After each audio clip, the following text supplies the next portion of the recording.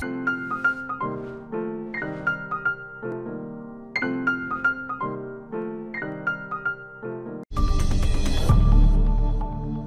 15 jours, 120 km de nage et 1 tonne de déchets plus tard, Emmanuel Laurin est enfin arrivé à sa dernière étape, Toulon. Il a réussi le pari fou qu'il s'était lancé, accomplir le trajet Marseille-Toulon à la nage pour y récupérer les déchets. Je suis Emmanuel Laurin et je suis le créateur du projet Le Grand Saphir.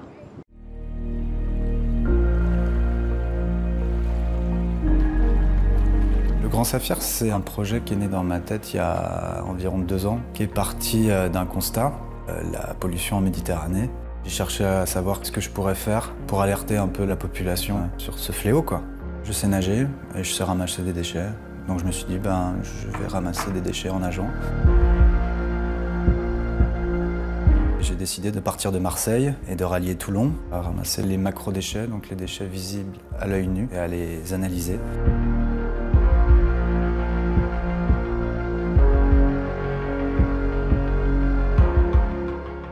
Ton investissement dans le développement durable, ça s'est fait petit à petit ou y a-t-il eu un élément déclencheur? Alors en fait, pour ma part, je suis arrivé sur Marseille il y a environ 3 ans. J'ai découvert le parc national des Calanques et là, ça a été une vraie révélation pour moi. C'était un vrai plaisir que j'ai eu tout de suite à aller nager en mer et en particulier dans ce parc. Le problème, c'est que tout en découvrant ces superbes fonds marins, j'ai également découvert le problème de la pollution en Méditerranée à travers la présence de nombreux macro-déchets, donc tout ce qui est plastique notamment. Et c'est au fur et à mesure de mes sorties en mer que j'ai décidé de faire quelque chose. Pourquoi avoir choisi ce format, à savoir une action sportive, pour alerter les gens sur l'importance du développement durable? J'avais cette capacité de pouvoir nager sur des assez longues distances, donc je me suis dit je vais me fixer un périple, donc partir de Marseille pour aller jusqu'à Toulon, 120 km de côte. Et pendant ces 120 km, pendant ces 2 semaines de nage, je vais collecter tous les déchets que je trouverai sur mon passage. Le projet est né comme ça, j'ai choisi de faire ça de manière sportive, mais chacun effectivement peut à sa manière le faire, que ce soit de manière artistique, intellectuelle ou autre. Alors, quelles ont été les étapes pour mener à bien ce projet? J'ai fait 2 ans de préparation avant de partir, avant de commencer vraiment ce périple.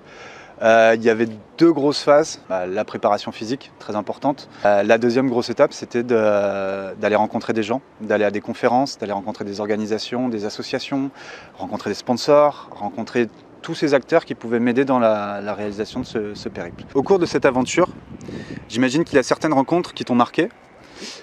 Donc effectivement, il y a ce film Le Grand Saphir, une révolte ordinaire, qui a été réalisé par Jérémy Stadler, un jeune réalisateur qui m'a suivi pendant toute l'épopée et qui a aussi mis en lumière d'autres personnages, d'autres acteurs, des gens qui essaient de faire bouger les choses à leur manière. Je pense à Hervé Piguera par exemple, je pense à Edmund Platt de 1 déchet par jour.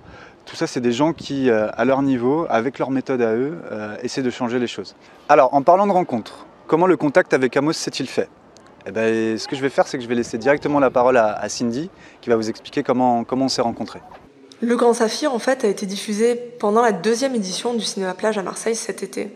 C'est la Surfrider Foundation qui organisait cet événement, qui avait pour thème commun la protection des fonds marins et la relation entre l'homme et la mer. Et pendant cet événement, j'ai vu le film Le Grand Saphir et je me suis dit qu'Emmanuel était la personnalité sportive et citoyenne dont nos étudiants amosiens avaient besoin pour acquérir une expertise du développement durable dans le sport. J'ai donc contacté Emmanuel pour qu'il intervienne sur le campus Amos Marseille Méditerranée. Depuis plusieurs années, Amos est positionné comme acteur du sport et du développement durable, à travers notamment la chaire, mais aussi des événements qui ont pris vie de différentes façons en fonction des territoires, comme par exemple le Red Bomb à Bordeaux ou les Eco Games à Paris. Avec l'arrivée sur le territoire méditerranéen du 9e campus Amos, il était évident pour nous de s'associer avec des acteurs tels qu'Emmanuel Laurin pour donner vie au projet de la chaire sur la métropole. Avec Marseille, capitale du sport en 2017 et Marseille, ville hôte des épreuves nautiques des JOP 2024, il est important que les nouvelles générations des acteurs du sport business de demain que nous formons prennent conscience des enjeux du développement durable dans l'économie du sport et dans la prospérité du territoire méditerranéen.